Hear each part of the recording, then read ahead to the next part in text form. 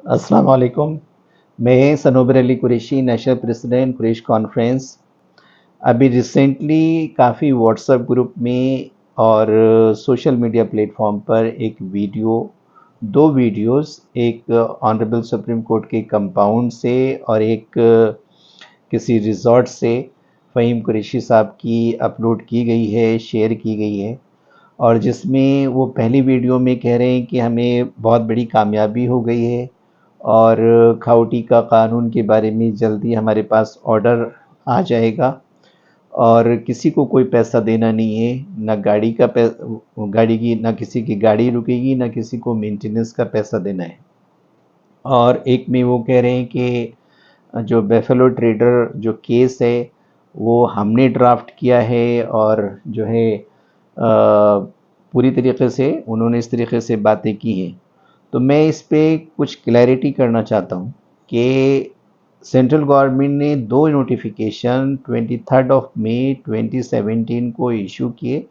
Prevention of cruelty to animals, regulation of the livestock and prevention of cruelty to animals, care and maintenance rules of the case property. और फ़हीम साहब ने इन दोनों notification को challenge करने के लिए एक रफ ड्राफ्ट जो है 13 मई के कुछ ही टाइम के बाद हमें ईमेल के ज़रिए सेंड किया। और पूरे 2 हफ्ते तक मेरी पूरी लॉ फॉर्म ने, जिसमें मैं खुद और शोभना शर्मा, नीरज, तेजस्वी गोयल और जो है शुएब आलम, सब लोगों ने लग के उसको बहुत मेहनत करके उसको सुप्रीम कोर्ट के नॉर्म्स के हिसाब से उसको ड्राफ्ट किया, उसकी रिसर्च की और फिर उसको फाइल किया। और हमने जो है as a council all India Jamaat Quraish action committee को सुप्रीम कोर्ट में रिप्रेजेंट किया।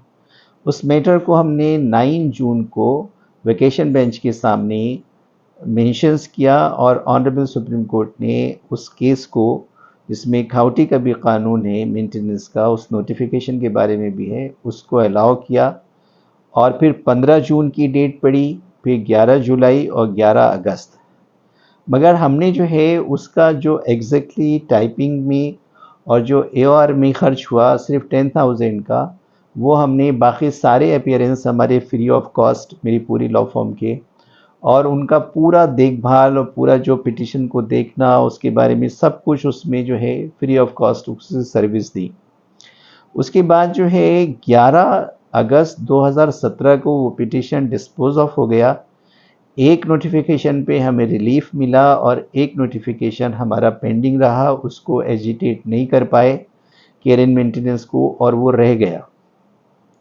तो 2017 के बाद 11 अगस्त के बाद जो है फ़हीम साहब ने तो कोई खाउटी को लेके कोई पिटिशन सुप्रीम कोर्ट में नहीं फाइल किया। बेफेलो ट्रेडर ने, जो कि दिल्ली में है, दिल्ली बेफेलो ट्रेडर एसोसिएशन से, उसने हमें एंगेज किया 2019 में।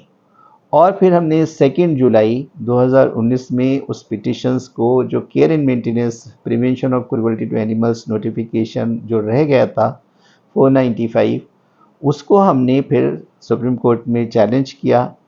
जबकि दिल्ली में जो है किसी की गाड़ी इस तरीके से एज ए सिक्योरिटी नहीं रखी गई थी, बट वो जो है पूरे ट्रेडर्स को, कैटल ट्रेडर्स को जो है इफेक्ट कर रही थी। तो बेफेलो ट्रेडर का जो है बिजनेस पे असर था, उन्होंने सोचा इसको सुप्रीम कोर्ट में चैलेंज किया जाए।